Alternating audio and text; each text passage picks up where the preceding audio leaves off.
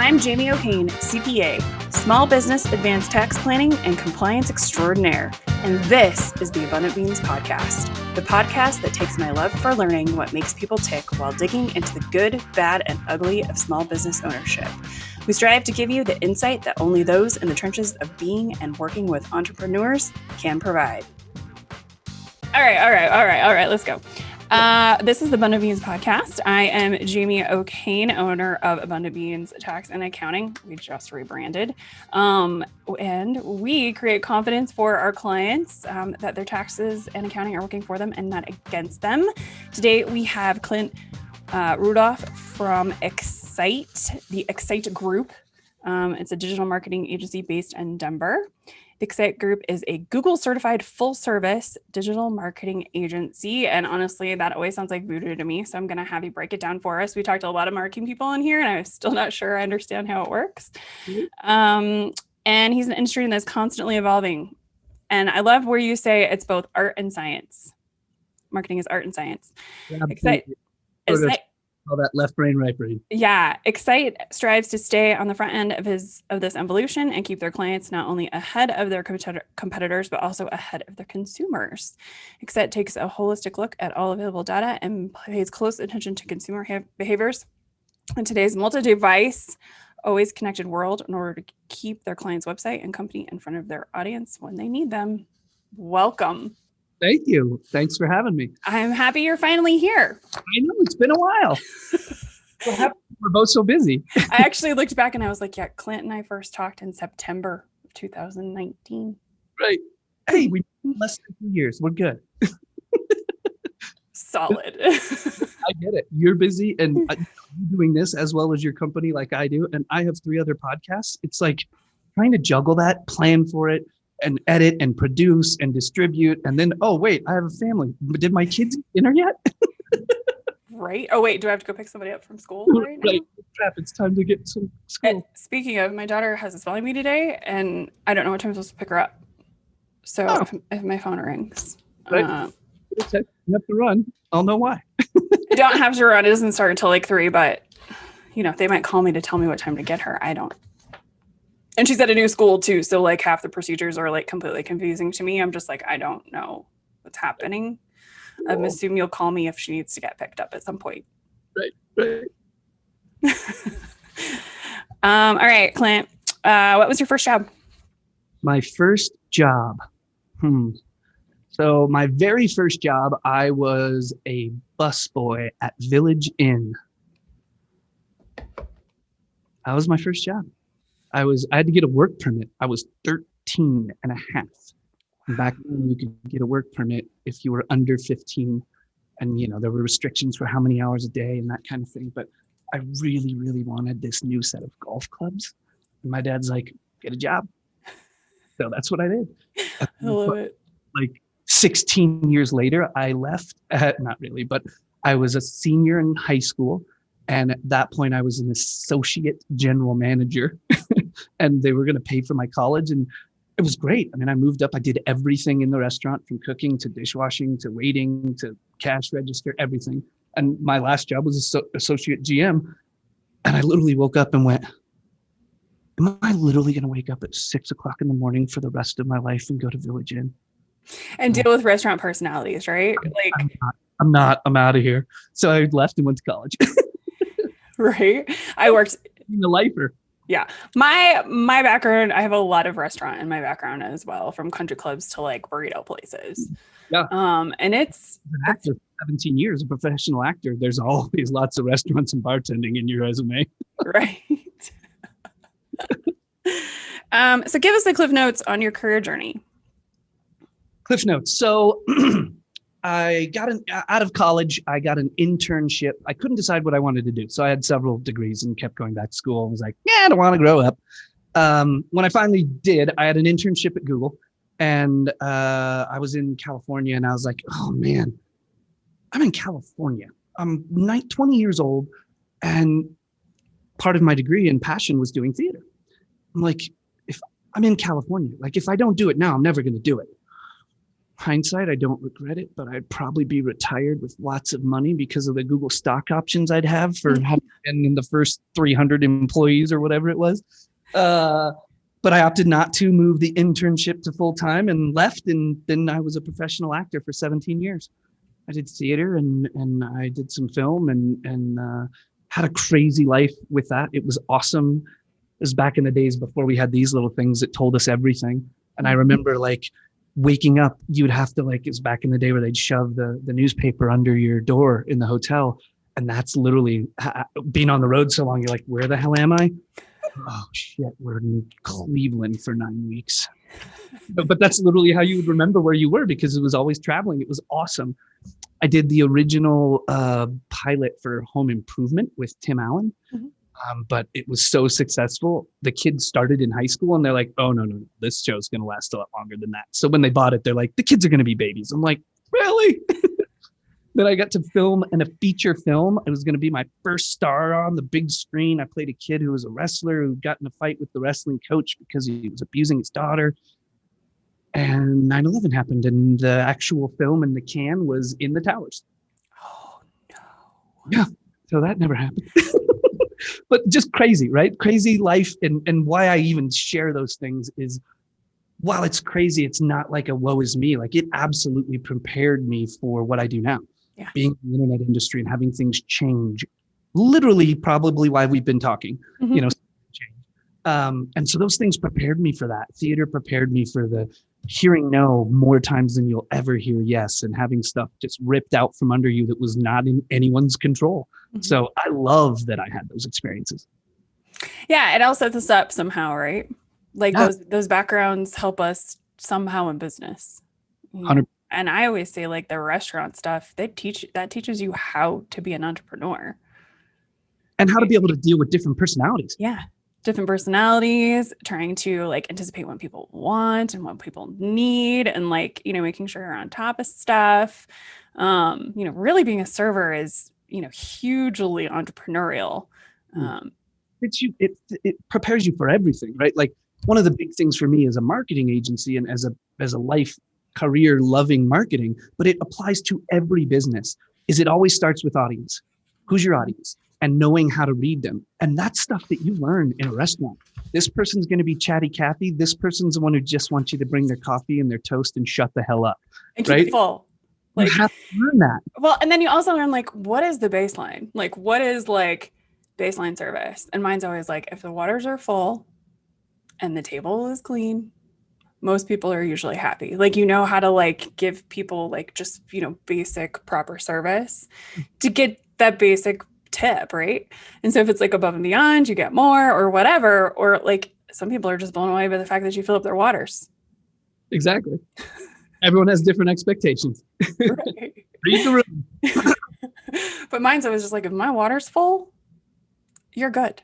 Right. If I don't have to chase you down for my check and my waters are full, we're going to be awesome. It's 20%. Right. So talk about how the Excite group came about. It's kind of an interesting story that you told me that I vaguely remember it being an interesting story. It was almost 2 years ago. Right, exactly.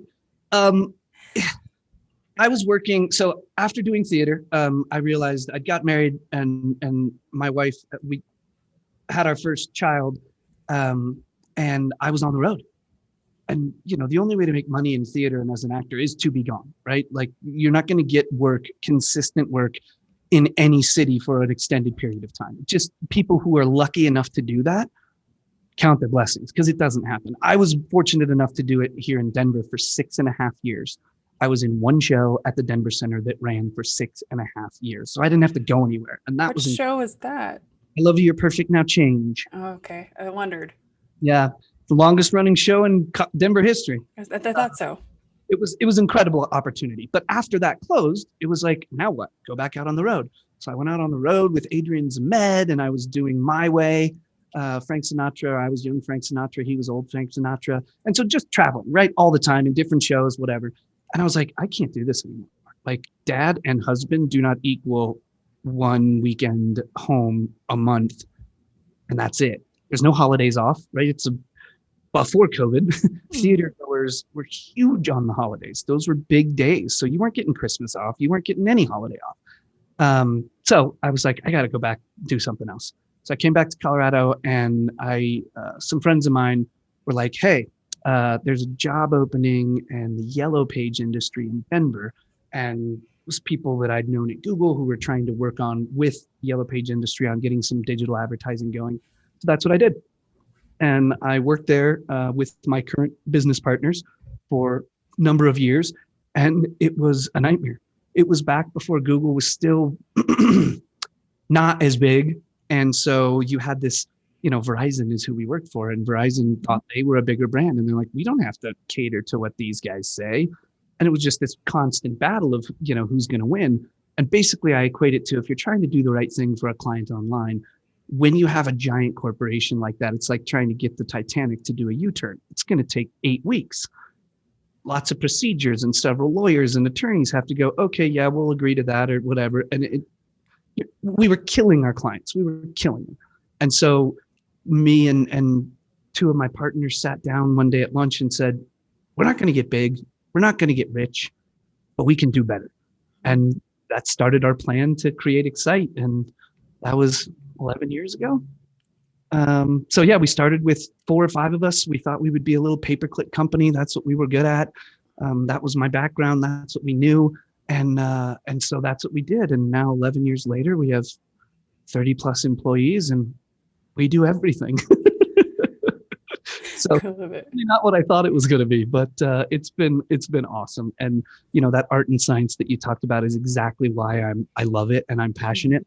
I don't get to theater anymore. I still sing a little bit. I did the Jersey Boys for a while, so I still have a group that I perform the jerseys with now and again, before the pandemic, but hopefully we'll get back to that. But it fulfilled the art side of my brain, because marketing is so cool that it is science, and I love numbers and I love data, but you have to have the artistic and you have to have the creative side. And it's not just about creating a beautiful ad.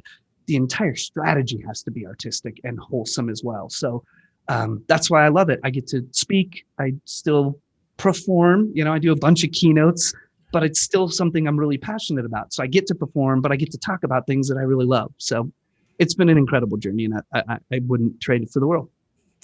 I love how you say it's art and science, or it's data and creativity, because that's how I feel about tax planning. Like you've seen me light up about tax planning, but it really is like we're taking. The only guy I've ever seen get excited. Usually they're like, yes, okay. It's like the Ferris Bueller. Well, and the thing is that I get to take numbers, right, and apply them to somebody's like goals and plan, like in life, right? So we are taking like the data, just like you were saying, and we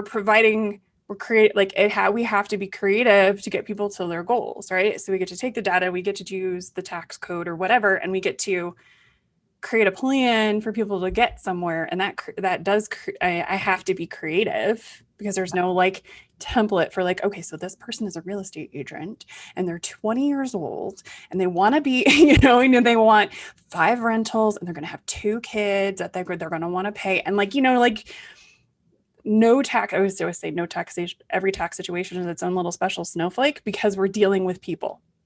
100%.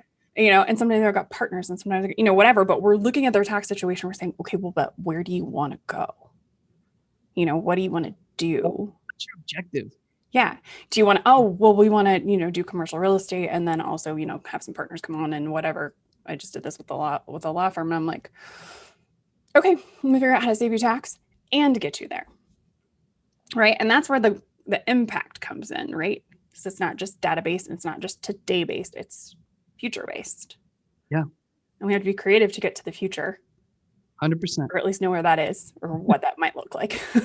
Point ourselves in the right direction, right? Yeah. But it is creative and data. It is that left brain, right brain. And I think that's why it's so fulfilling also for me, because I am both of those things. I'm left brain and right brain. People are always like, you're an accountant, you must be totally left brain. I'm like, you should see some of the stuff I knit. I just started knitting during the pandemic. I'm extremely creative. Bake bread, you've knitted. Yeah, right. So yeah, I love that, really when we have those two things, those both, maybe you need somebody else because you are completely different, to like do some of the creative stuff. But when we do that, that's when we create that impact, right? Yeah. It's not just like taking the data. That's when it's fun for clients. That's kind of full circle to what I said in the beginning. I love when people say at the end, what do you do?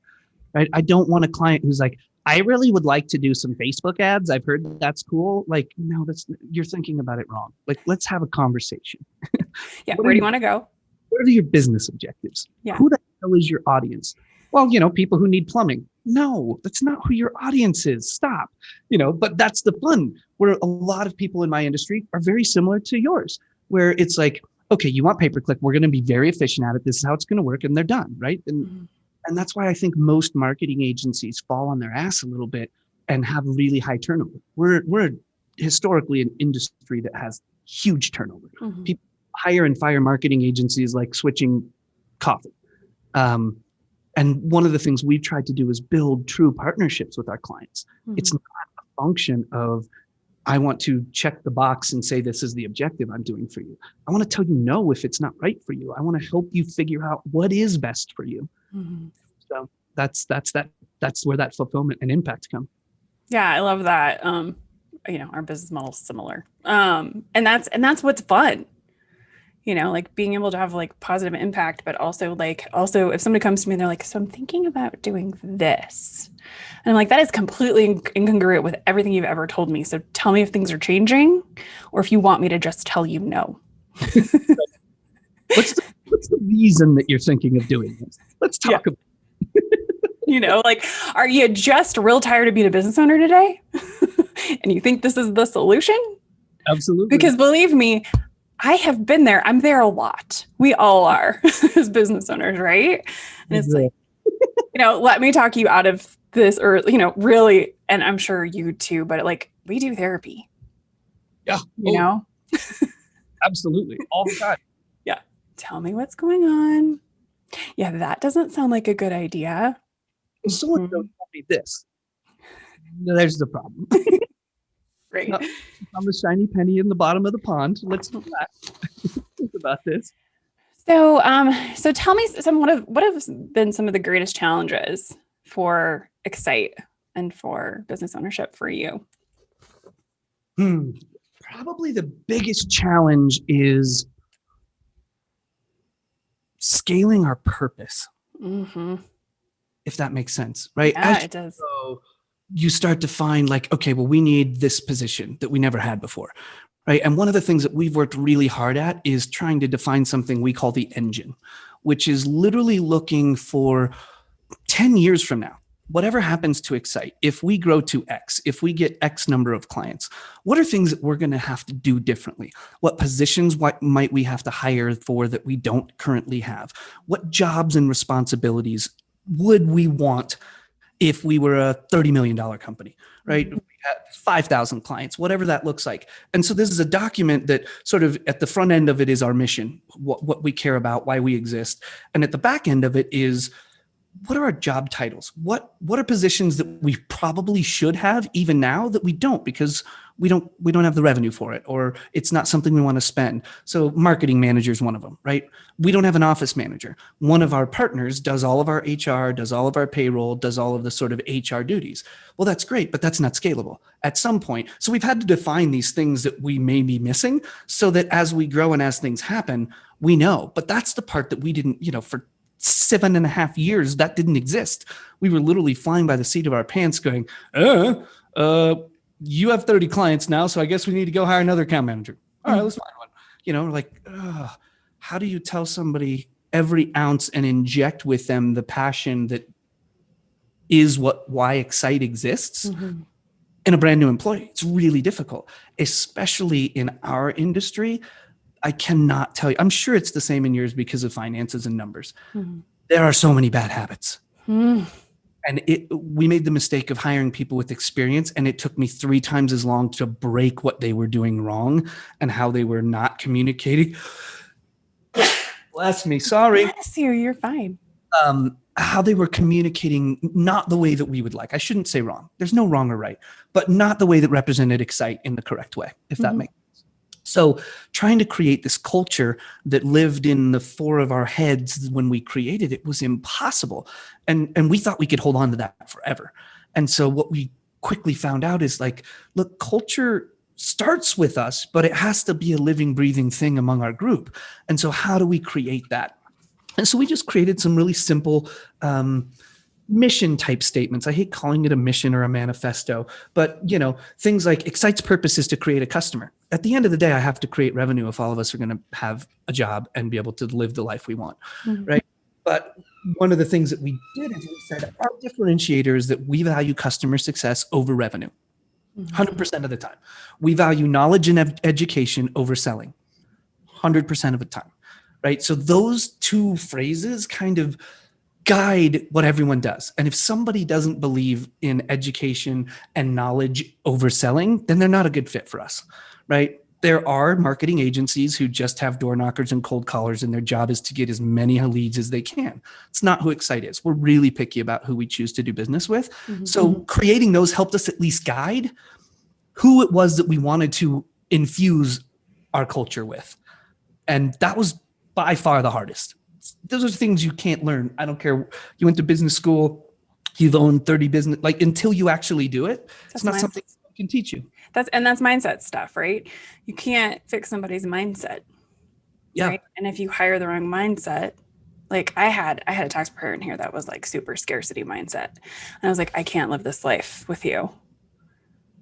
Like, oh my God. She's like, oh yeah, well, I did this thing like totally backwards because I didn't want to like charge for another return. And I'm like, it was $20. Save me your 3 hours. Right? Like, it's just, that's not something that can be, I can't undo that in somebody's brain. Right. You can't. And we just took it for granted that like, oh yeah, when we get there and we need to hire, we always wanted to be ahead of like, oh, okay, crap. Now it's time to grow. Hire another web developer in case we get more customers, right? And so we find people to fill seats, but we had no idea what it was doing to our company and to our culture until one day we were like, oh shit, we have a problem. We have a big problem. There are people here who aren't getting along, and there are people here who just, they're not what we want them to be. And we weren't paying attention to it. We had no idea. We just assumed those things would happen, right? Like, don't you see why I love doing this? Just act like me. You'll be fine. That doesn't work. It doesn't work. And then, so that makes it, it's not anyone's fault. We're different, it's right, wrong, or indifferent. We are different in our industry. And so we had to come to terms with what that meant and what that looked like for us. Yeah. I kept trying to hire tax preparers. Like I just kept trying to do that and it just never worked. And I finally, one of my coaches like, just hire a practice manager, Jamie. You need a practice manager to handle some of this other stuff so that you could do the tax returns because you're the one who cares how they get done and how technically correct they are. Like that's you. It'll save you thousands of hours. Right. Yeah. And so I'm looking at tax season this year, like, don't know how long this is all going to take, but I guess we'll get it done. And now we're trying to hire a practice manager because I just need somebody to take this other stuff, that needs to happen so that I can work on the technical stuff because that's really what I'm good at. Yeah. Well, that's what blessing, like some people are like, you have 4 partners. How in the hell does that, you will not make it. Like there's no way in hell 5 people are going to agree on owning a business. No way. Mm-hmm. And what's beautiful and how we've been blessed is that we've made it because all of us love different things. So none of us are in the same swim lane trying to fight. We're all running a relay. We're not racing each other. We're running a relay. And that's what makes it incredible is Ryan loves sort of finances and billing and all of that I would have, he does all of my QuickBooks and all that stuff. I'm like, I would never, no way in hell could I do that. So if I had to own the company by myself and these were all things I had to do, no, thank you. I need to be in the business. I need to be passionate about what's happening in the industry, what changes Google made today. So our team's prepared to know how to communicate that to clients. That's where I want to live. And if I had to be pushed other ways, I would not be successful. So we've been lucky that way. I really love because when we first met, you're like, yeah, I have 4 other partners. And I was like, oh, how does that go? Because I see partnerships implode all the time on my end, right? Or people are like, I'm going to start a partnership with this person. And I'm just like, why? Right. Like. I'm just like very concerned about them, right? Because really, it's a marriage. Including our accountant. Everyone said it to us. They're like, you guys, I'll give you 2 years. Because we've seen the other side, right? And so I find the way that you guys all work together very fascinating. Yeah. Because you guys are. It's been fun and crazy, and it has its own challenges, certainly. But because none of us really fight over the type of thing we want to do for the company, it's perfect. Mike Pappy. So rare. It's just so rare. The sales and optimization organization guy. He's the spreadsheet guy. He works on our processes. He makes sure that the machine behind the scenes of Excite is humming. How do we make sure that when we onboard a new client, we follow the right steps so nothing gets dry? He's the guy who loves that. He can do anything with a spreadsheet and on the planet. Organizational management, not something I could give 4 shits about, right? So my other partner, Mike Claybon, is passionate about helping the sales team, being in charge of revenue, right? I'm not training salespeople. I'm a really good salesman, but that's because I'm not a salesman. So trying to train that to other people would be difficult. And so he's amazing at it. And funny enough, through all of this process, kind of back to what we were talking about before with what was one of the biggest challenges, we made the decision that we have not hired in almost 10 years, a little over 9 years now, anyone with experience. Oh, that's hard. We take smart people who've done other things, and it works well because I don't have to break bad habits. I don't have to, the marketing industry, to your point, you said, I get lots of marketing people on here and I don't know if I really understand what the hell you people do, right? It's all voodoo. It is like voodoo or the Wizard of Oz. Pay no attention to the man behind the curtain, right? And so everyone has their own opinion about what marketing is and should be. And for us to be successful, we have to do it the Excite way because we know it works and it's proven with the types of clients that we work with. It won't work for everybody, but it works with the types of clients we choose to do business with. So it was way better for us to hire people who did not have experience. Like our entire account management team, outside of one, has never sold anything in their life. They're not salespeople. And it's great. I don't want them to be salespeople. I don't want it to be schmaltzy. I want you to understand how to best help your client. Value their success over our revenue, value knowledge and education over selling, and we're going to be fine. So it's crazy. So we're hiring a practice manager, and we were putting this job description together. And I was working with my VA, Emily, who does the podcast stuff for us. And she's like, well, what do you want for education? And I was like, I don't care. She's like, what about prior experience in a firm? I'm like, also don't care. Like, I want somebody who is a pit bull who will guard the door of the office so I can get stuff done, and then handle some of this processes and systems stuff that needs to really, somebody just needs to come in and tell me to stop with the shiny apps, Exactly. Like, that's what's important. I don't care if they have 20 degrees. I don't care if they have no degrees. What is their personality type, and can they handle me? Yep, absolutely. That's all that matters. Now, good luck and go find them. I know.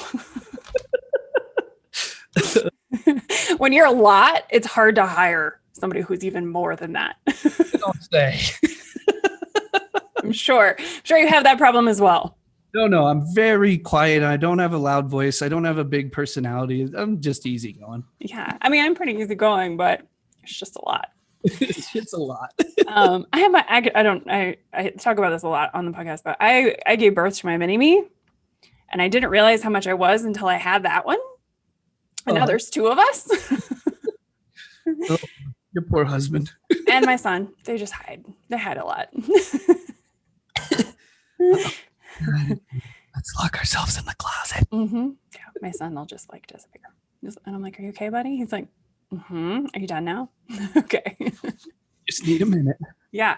So let's talk about some of, I think you kind of just did this, but kind of talk about some of Excite's greatest successes. Oh man, Excite's greatest successes. The partnership still works. Right. I would say that the thing that I am most proud of is our people. They're our number one asset. Marketing's funny in that everyone wants to talk about their technology stack and everyone wants to talk about their thing. We have a process for this, and this is automated, and this will be so much better for you. And for us, none of that matters, right? Everyone has software. Everyone has opinions about how a process should go.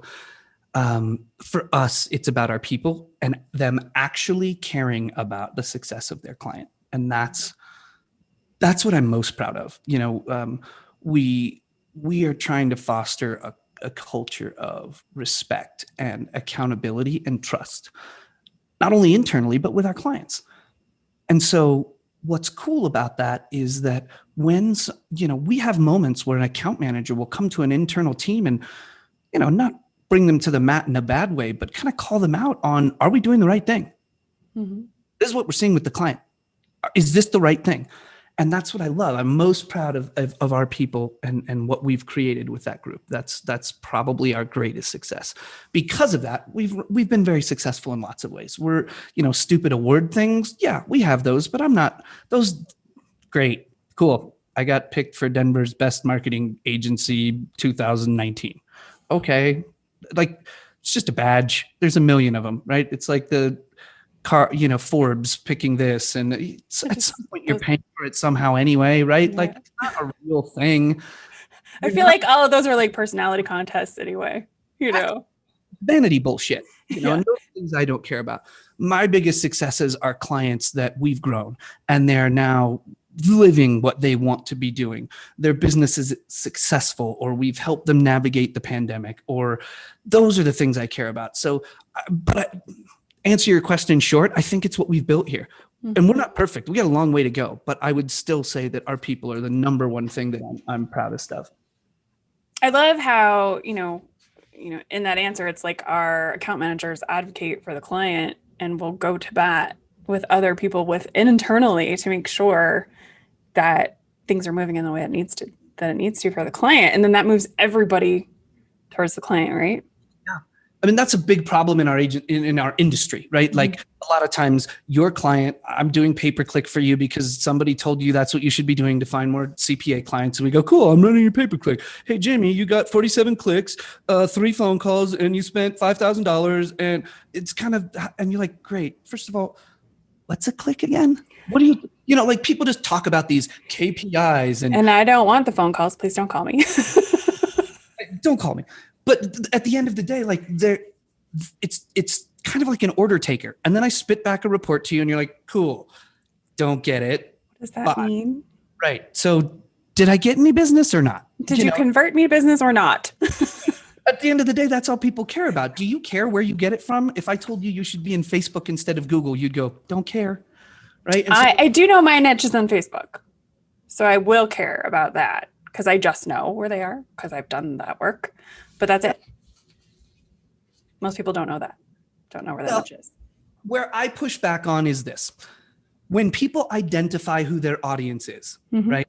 A lot of times we think of our audience in terms of demographics. Mm-hmm. Age, gender, career, location, education level, bullshit. Doesn't matter. You can tell me that's who your customer is. I don't believe you. I want to see it. Right. And a perfect example of that, we had a client who runs a river rafting company. Mm-hmm. And in analyzing their analytics, looking at the profile of who they said they were.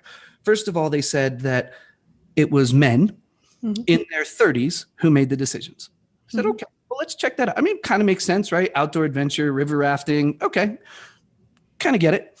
Come to find out that the number one group that showed interest in them were foodies and do-it-yourself chefs. What?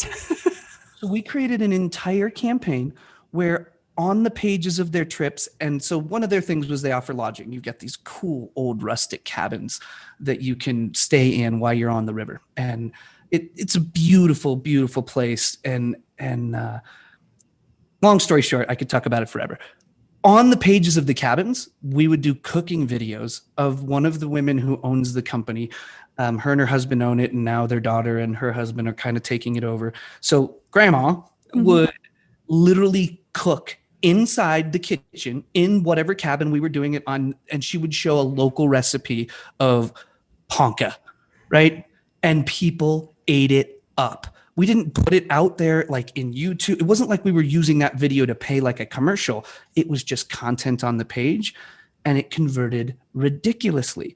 And so you'd go, all right, you could tell me where your audience is. I don't really care. That's so Right? cool. I want to know what their need is. What is driving them? All of your competitors are going, my audience is this demographic. They're on Facebook, or if they're young, they're on TikTok, or Snapchat, or if they're old, we should be on Bing. At the end of the day, you don't care. Everyone's doing that. We have to figure out how to really understand who your audience is through psychographic, all other things. And so the channel, the lever that I pull shouldn't matter to you ever. That's really cool. Because I'll tell you something. Your audience is on Google. None of us get away from asking the Google questions. Nope. Now, does that mean that pay-per-click is right for you? Maybe not. But everyone is everywhere today. Right? The old That's days, true. oh, my demographic is in this place. Facebook may work really well for a certain campaign for a certain target of yours, but people who would choose to do business with you are everywhere. So that's what we need to figure out. Then we'll go figure out which lever to pull to find them. That's what I love. And that's where I think there's a lot of turnover in our industry, because people become order takers. And just like you, I want to slap your hand and tell you no. I love it. Do Right? it. Like, you go, Klint, I have $557 and I want to run this campaign on the Facebook because I think my girlfriend's told me it's good. And I'm going to go, Jamie, hold out your hand. My favorite is when I'm actually working with a marketing company right now. He's like, what's your budget? And I was like, what does it need to be? It's my favorite. I'm sorry. I abhor that question. I do too. I don't ask that question. I tell people what my minimum is. Right. If you start a marketing conversation with what's your budget, you're in the wrong spot. Right? Like, that's what I love. Again, going back to what I love to hear at the end of a conversation with somebody. Yeah. What do you do exactly? That's what I want to do. I want to have a conversation where all I care about is figuring out what it is that you are really trying to do. What are your business objectives? And my favorite is people are like, well, I want more customers. I want more revenue. No. What is your business objective? Right? What is that going to get you? What is it going to get you? Talk to me about revenue. Talk to me about what goals do you have? If you don't have a revenue goal, cool. Talk to me about the type of client who's most profitable for you.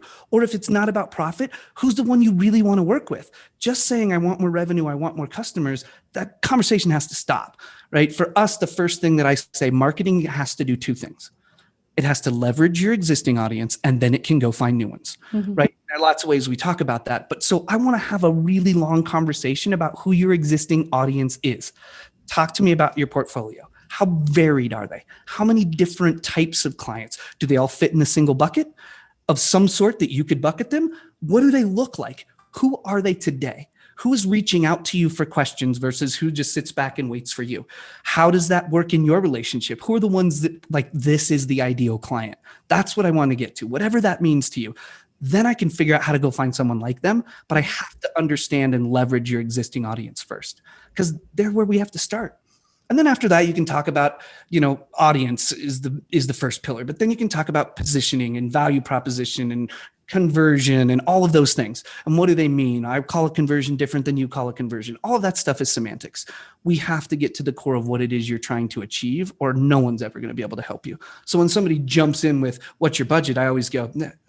Or my favorite is when they ask me, how much should I spend? And I go, I don't know. How much should you spend? We're not there yet. We have a lot to do before we figure that out. There's a lot of people will say, well, if you have $500, I would put you on Facebook, but not on LinkedIn, or I would put you in Google and not on YouTube, or I wouldn't put you in an email campaign. I wouldn't put you in a geofencing campaign or television or OTT and DT. None of cool. Those are all fancy levers I can pull. I need to know what you're trying to accomplish first. And then I'm going to show you, here's what I think we should do in the first 90 days. Every engagement we have is a 90-day onboarding. And at the end of that time, I can fire you or you can fire me. Right? Like, we're going to agree to try this for 90 days to see how we work together. And if we really understand each other's business objectives, and then we'll figure out from there. And that's what I love about what we've done. I mean, we don't lose clients. We've been really blessed. Our industry experiences somewhere in the neighborhood of 60 to 65% churn. Yikes. It's a lot. That is a And lot. some people, that's monthly.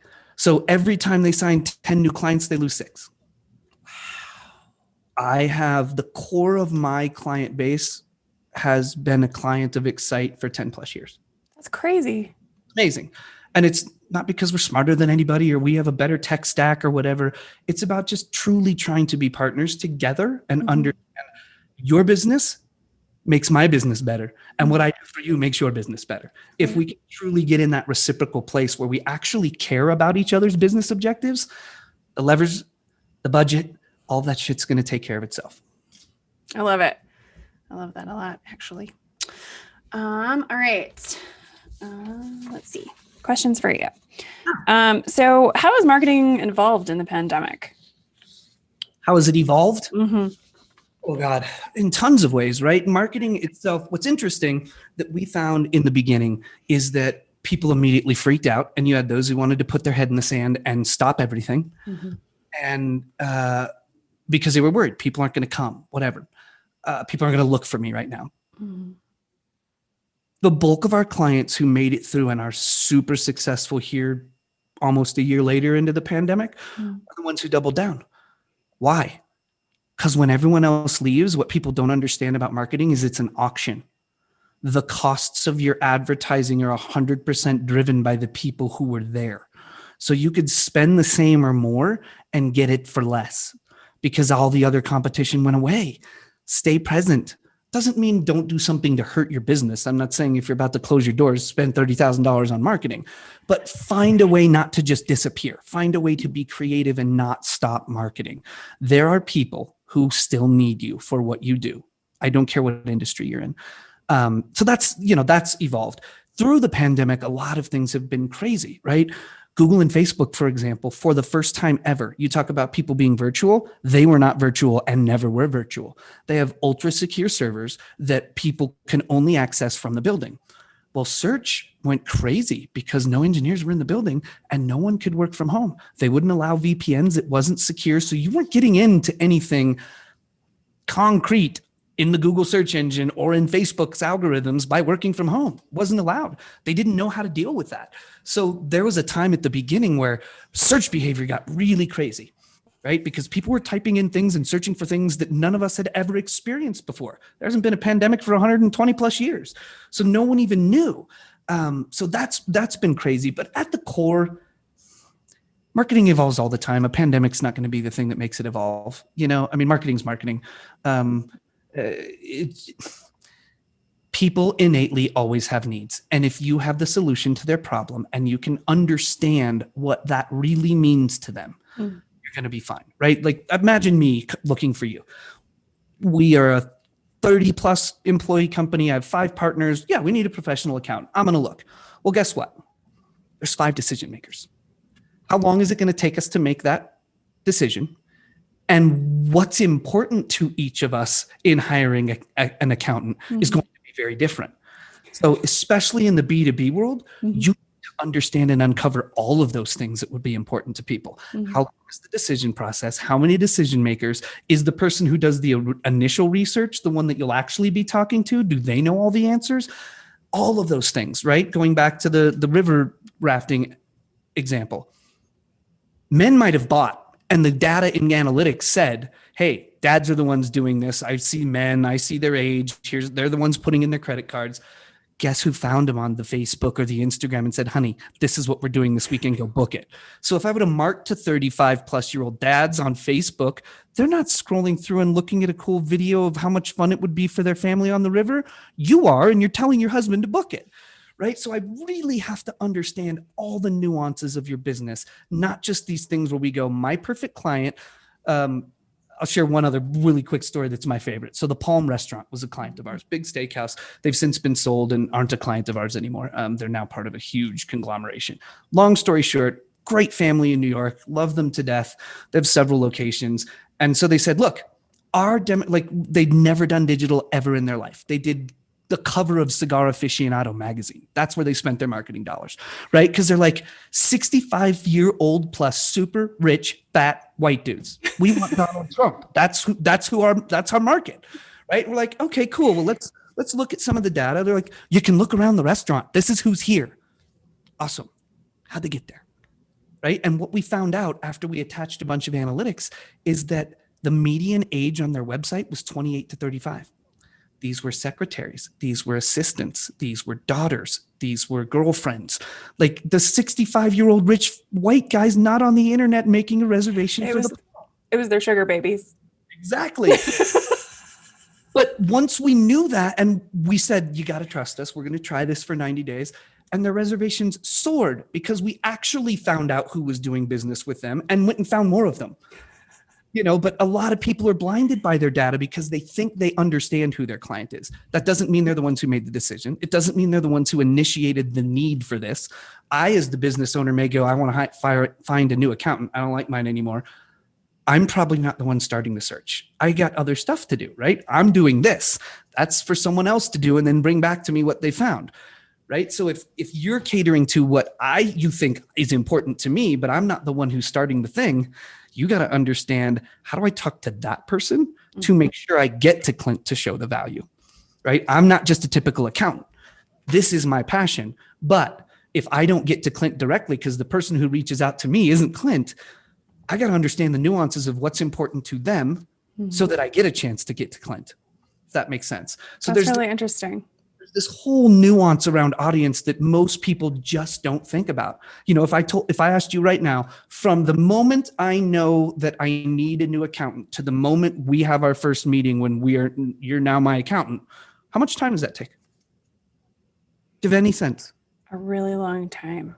Right. People do not leave their accountants. Right. And even when I was first starting, we made it 2 months before we said, no. None of us are trying to figure out this QuickBooks shit on our own. Mm-hmm. I wouldn't have even known what to look for. And you would have been talking to me, not you personally, but accountants were talking to me like accountants. And I went, you're not getting my business. I don't even know what the fuck you're saying. Right. In Greek to me. Right. So you have to understand, how can we communicate? Every person in the world has a need for something. They have this problem they're trying to solve. They have a pain point. If we continue to talk to them the way we talk, they're not going to get it. It's my favorite thing with doctors and lawyers that I have for clients. Their whole websites are all this procedure and blah, blah, blah, this thing to fix this thing. And guess what? I don't know shit about the procedure. I know I have this symptom. Somebody fix it. I don't know that this symptom equals otomy. Yeah. I was actually looking for a specific procedure that I know dentists do, and I can't find it because I don't understand, because they've like rebranded it. So I'm just like, does that mean you do this thing I'm looking for? Right. I don't even know where to start here. And it's really funny how people, so you just have to get in the mind of who it is. What are your business objectives? Going back to what I started, what's your business objective, right? Your business objective could be, I want to grow by 20% this year. Okay, but what does that mean?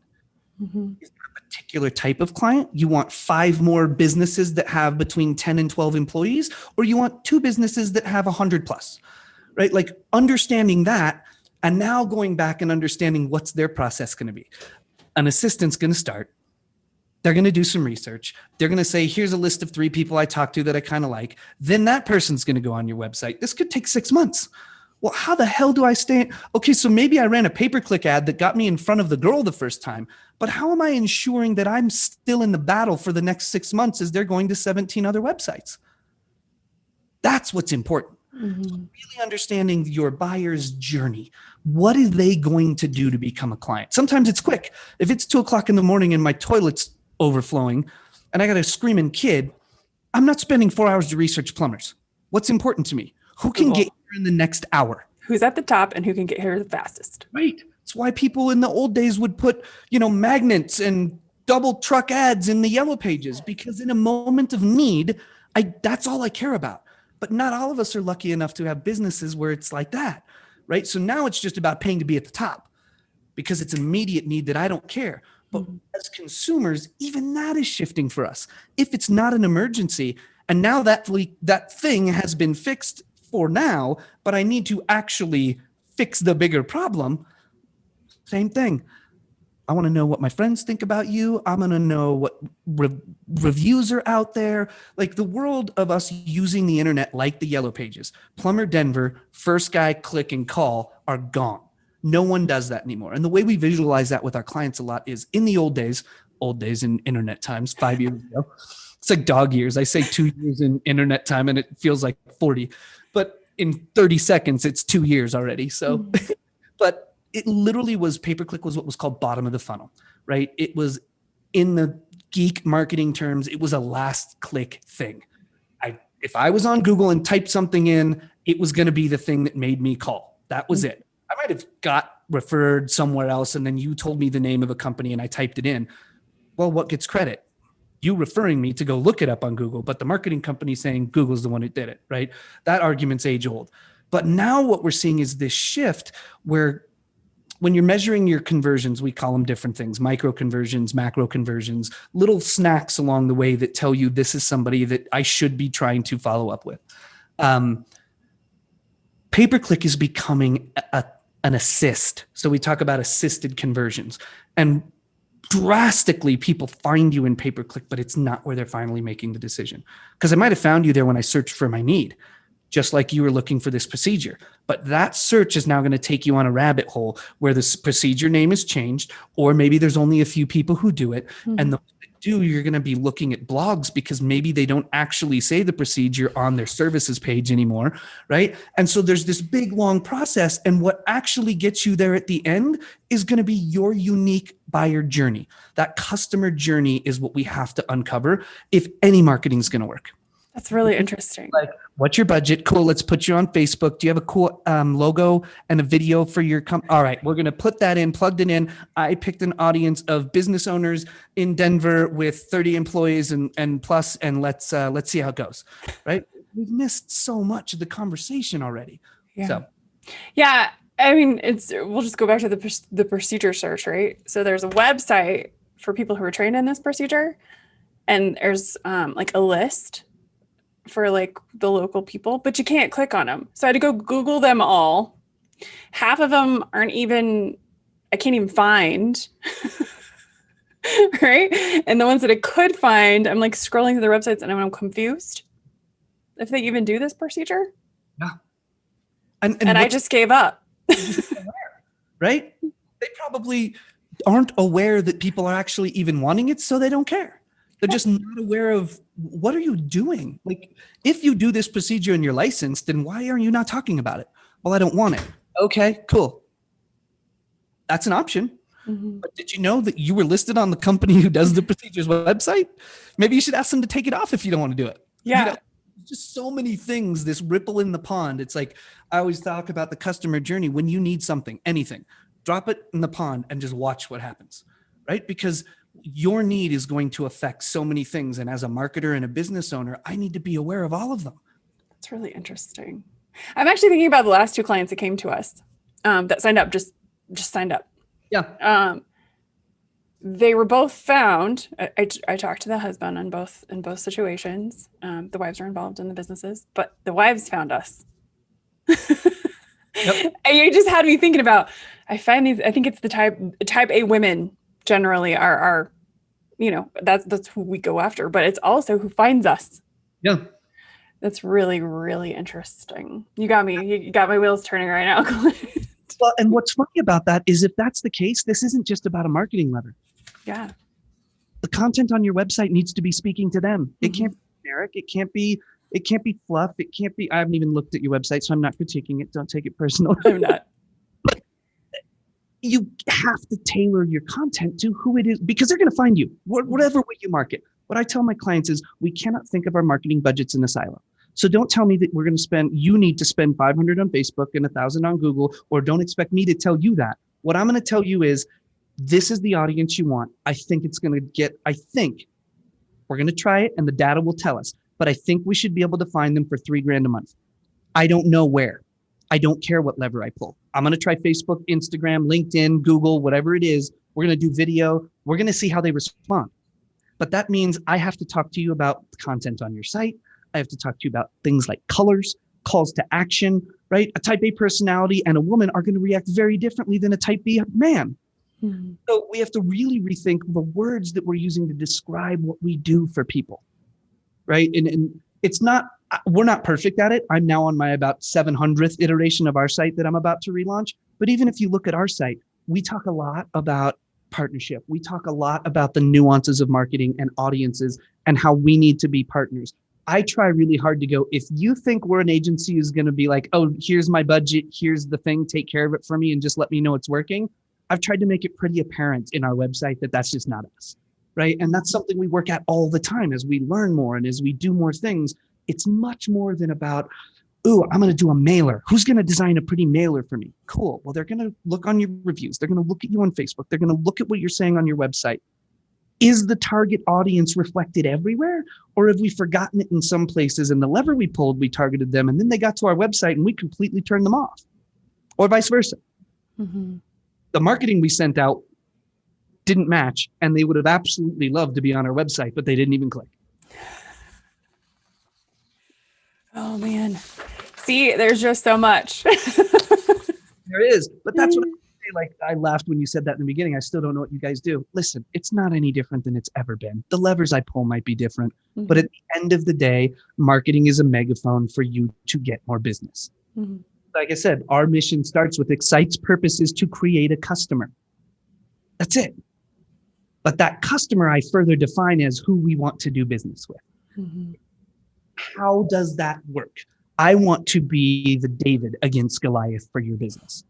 So that means we have to be surgical sometimes and we have to be more creative. And we can only do that if I really understand what it is you want to do and tell you, Jamie, that's perfect. We got to start over on your website. Right? Or no, we can't run ads on Facebook. Mm-hmm. Your audience, or we can run ads on Facebook, but your audience, we have to make a video and it's got to be badass and it's got to be 18 seconds long. Mm-hmm. People have a hard time and go, I don't know where I'm going to get that creative. What does that look like? Right? Yelp made a video for me. Can you use that? No. I love that. But it's not, right? It's just not complex.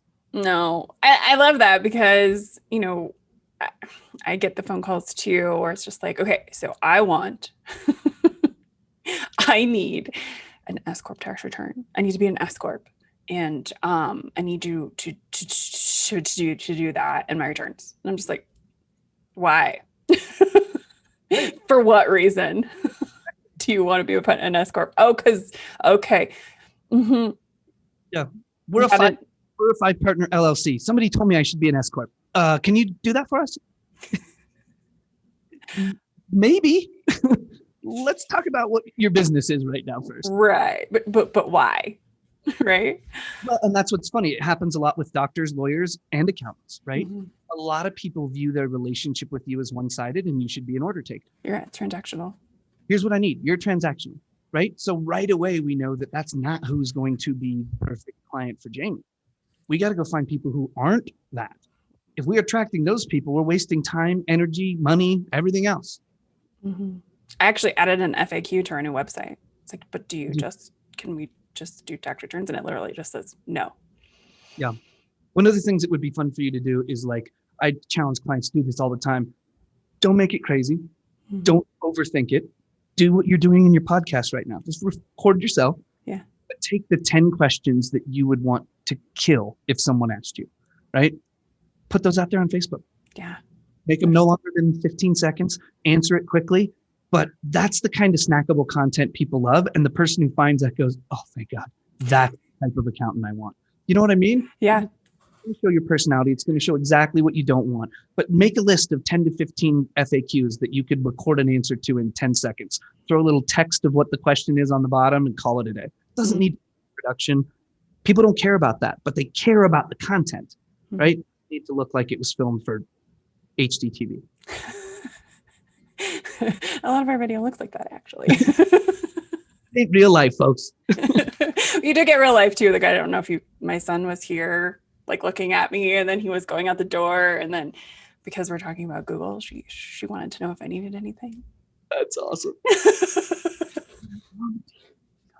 fine. Thanks, Google. We're good. Google, go away. All right. Before I ask my last question, what is the easiest way for people to find you? Oh, gosh. However they want, really. Go to the Google box. Our website is theexcitegroup.com. And even if you're not looking for an agency, this isn't a sales pitch, but we post a lot of great content on our blog. Mhm. There's a lot of good thought leaders here that just talk about the new things coming out. Yeah, I'd say that would be probably the easiest. But we're on Facebook and Twitter and Instagram, everywhere. Places. Are you on the TikTok though? Not on the TikTok. I like to call it the TikTok. Right. The TikTok. I like to show my age when I talk about TikTok. My kids, I can't because my kids won't put it down. It drives me insane. I mean, there is a place for it, certainly. There's not a place for me on TikTok. I'm more of a Clubhouse guy. They don't have an Android app yet. I know. But you get for being an Android user, I guess. They're working on it. Look at there. We actually started with Apple for a reason. First of all, it's a little easier SDK, but it's a lot harder to get an app approved. And with all the changes in iOS and all the new privacy stuff, they figured, you know what? We may as well take the long road first. And if we get through that, the rest will be easy. Yeah. So it's a smart decision to do it. And hopefully it won't piss too many Android users off for too long. We're used to it. I think it's an incredible idea. I don't know how scalable it is right now, but I've said that about every social media platform. But I'm absolutely intrigued. I have some colleagues on TikTok there, and they're killing it.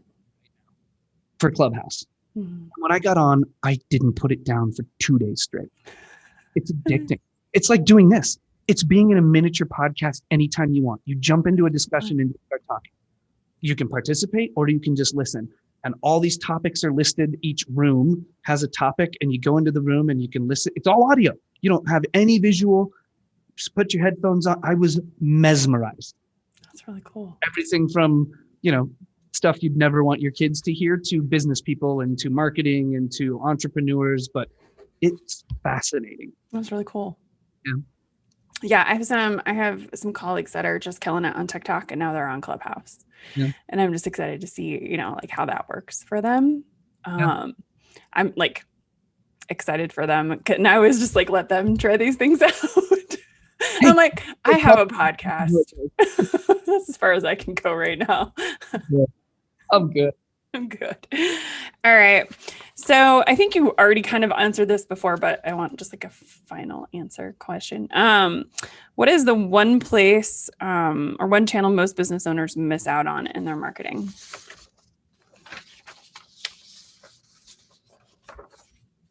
Asking a channel question. Yeah, that's not really the channel question, but what are most, I think you answered this, but what are most business owners really missing when it comes to their marketing? So that was my response. Asking the question. Yeah, asking the channel question, but also I think you already answered it, which is who are your actual buyers? Yeah, well, I think it's really just understanding first. Most people know that they need to do marketing. Mm-hmm. You would be surprised how many big businesses. A lot of people are like, it's a challenge for small business. They wear so many hats. No, gigantic businesses with teams of marketing departments have the same problem. They know they need to market, but beyond that, they don't know why. They don't know. They're in bigger companies, their problems is they're siloed. PR is siloed from social, is siloed from content, is siloed from marketing, is siloed from sales, is siloed from biz dev. So biz dev has its goals that are trickled down through all these silos in different ways, but no one really understands what's the goal. Right. So I think that is the first is truly understand what your business objective is. Don't say more revenue.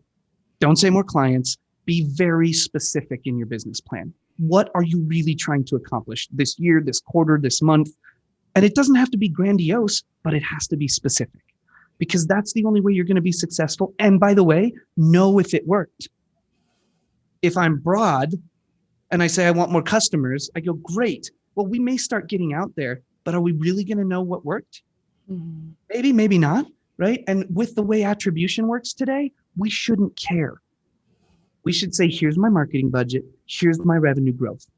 Don't silo things and go, Facebook didn't report any conversions this month. Guess what, folks? None of us buy on Facebook, right? Very few of us click an ad and actually make the decision right there on Facebook.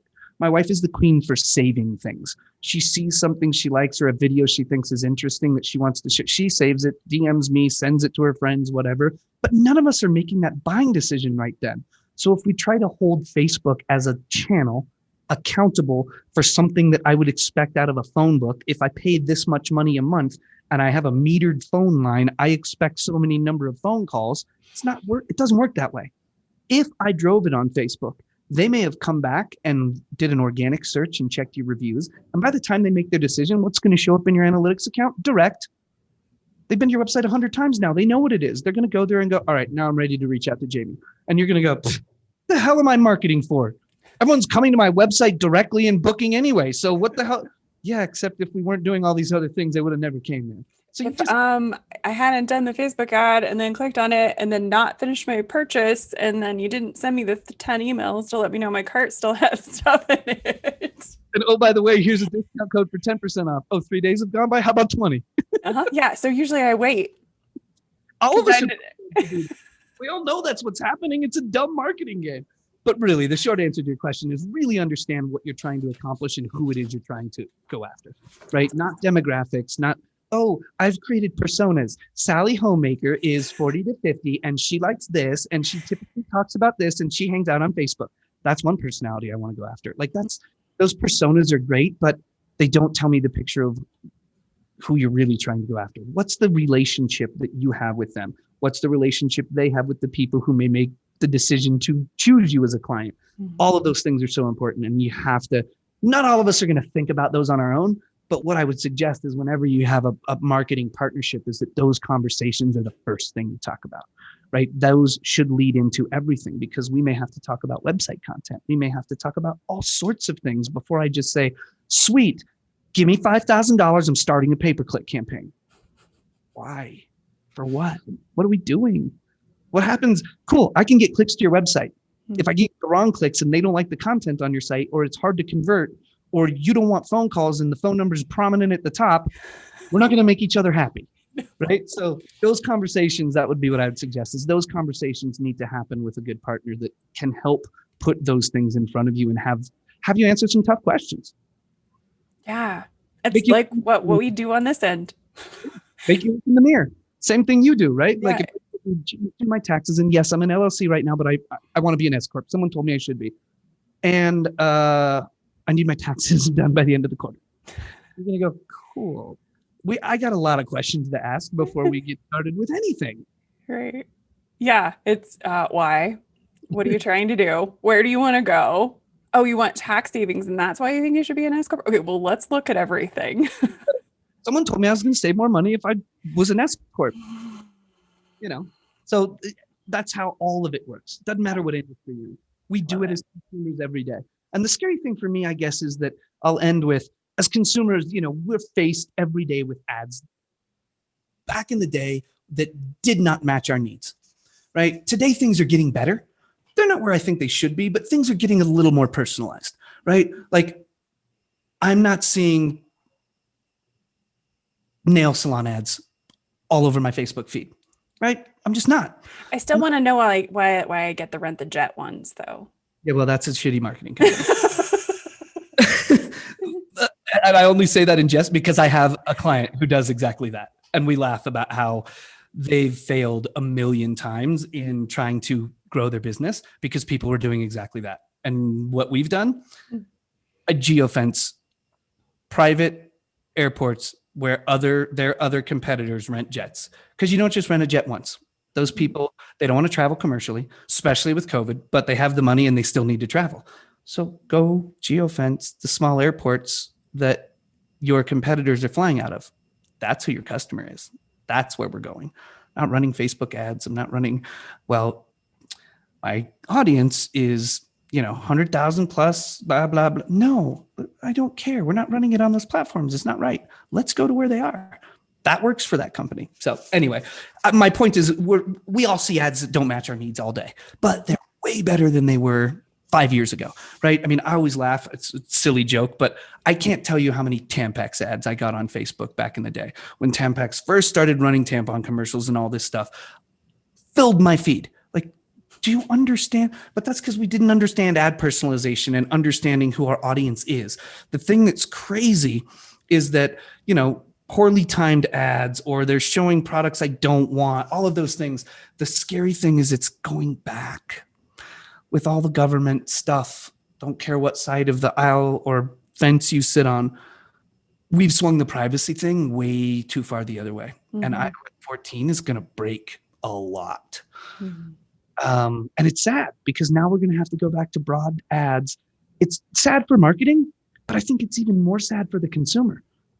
You're going to be flooded. Guess what? Marketing never can go away. Facebook's a free platform. You want to be on Facebook, they got to pay for it somehow. So instead of us trying to show you ads that we think you should be seeing, even if they're wrong, you're now going to get a flood of stuff that isn't applicable at all. It's going to make it really, really tough. And they'll figure it out because platforms like Google and Facebook, it's the only way they make money is their advertising. So there will be a solution, but it's like we swung the pendulum so far back the other way, it's going to take a while to recorrect. Because with iOS 14, basically what Facebook or Apple has done with zero knowledge about advertising, by the way, has made their own decisions about privacy and said, you can't use anything that you use now. Like today, you could go in and target women, this age, this income. Yes, that's part of finding an audience, but that's going to go away. You're not going to be able to tell what campaigns converted for you. They're delaying, aggregating, and anonymizing all of the data. So all of these great things that help us get to a place to find your audience are gone, and only because Apple said so. And it's driven by the California Privacy Act and all sorts of other legislation. The problem isn't that I think Apple's a bad guy. I think it's that they should have got together with all big tech and came up with an industry standard. Since they didn't, Facebook is doing its own solve. Google's going to have to create its own solve. So now as marketers and business owners, we're going to have to try to navigate what do each of your things mean to all of us. Because what's going to happen when Apple turns it on? Every app on your phone, Google, Facebook, everything in an iOS, and Google's is coming too, by the way, it just isn't here as fast as Apple's. Every time you open an app, it's going to say, this app is trying to track you. Will you allow tracking or do you want to block it? And before you can even get into the app, you have to make a choice. Well, who's going to say yes? Right? We haven't done no education about what that means. It should be education, technology, and collaboration. That's how privacy should be addressed. The consumer goes, don't use my shit and I don't want you to know anything about me. Great. You understand that me knowing about you doesn't mean I know Jamie. It means I'm trying to tailor an ad experience to things you like. You already clicked on these things. These are your friends. That's all I care about. I'm not seeing who your friends are. I don't know your phone number. I don't know where you are. I don't know your name. But I do know some things about you. But instead of educating, we fly the other way and go, oh no, God, they're tracking me. I'm going to put a tinfoil hat on and no one can see me and find me.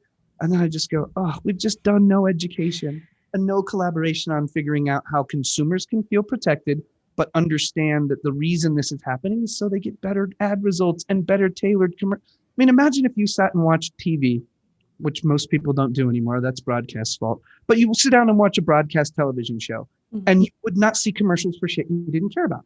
Right now, that can't happen, right? They're big money and Ford puts a commercial in front of you, whether you've hated Ford your whole life or not. Imagine if you could get commercials that at least you cared about.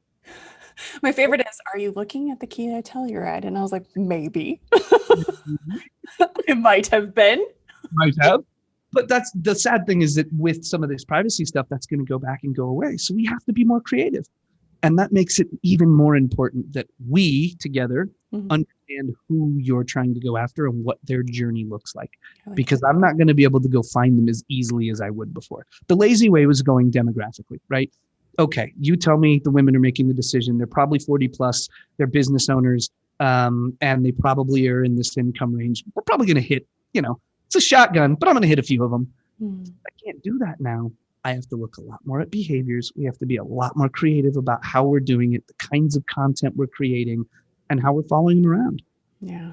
Not as going to be easy as it was before, where I can, like you said, give you that email that says, you still have items in your cart. And then it's going to go from 10 to 20. And if you wait 3 weeks, it'll be at 25 or 30%. So I don't need it right now. I'll just wait. They're not going to be able to do that. Remarketing is gone. They can't, Facebook's not allowing those custom audiences to be collected the same way. And because they'll be delayed, right? That's going to screw with their timing of when they send you these emails. Because literally right now that information is available immediately, right? Real time. I can know that you were just on my Facebook page, saw my ad, clicked through and went to my website, and I can dump you in to follow you around. Mhm. Now that is going to be a minimum of a 3-day wait before Apple even gives Facebook that data back. It's not Apple to me, the business owner. It's because the Facebook app is on Apple. So all of the data for Facebook is going to be stored in that activity through Apple. And 3 days later, they'll get it. And now, okay, I have clients who 3 days is the longest we keep people on a remarketing list because they've already made a decision by then. That screws those people. That we've already lost the opportunity. So remarketing is not a thing. If now that arm is taken away from me, what else do I do? There's lots, but we have to know it. So, wow, that's really interesting. It's kind of like all this tax legislation. exactly. Yeah, we could talk. Yeah, like I said, you're gonna have editing hell on this one. Sorry. No, it's fine. We're good. Get this thing to 20 minutes, will you? That damn talk for 2 hours. Jesus. You're good.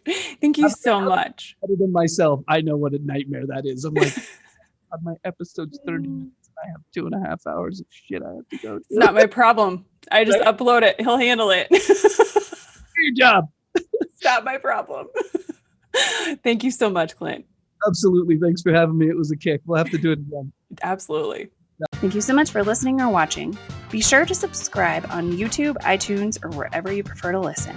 If you learned something and found some useful information to apply to your business today, please consider giving us a thumbs up and a review. Until next week, be abundant.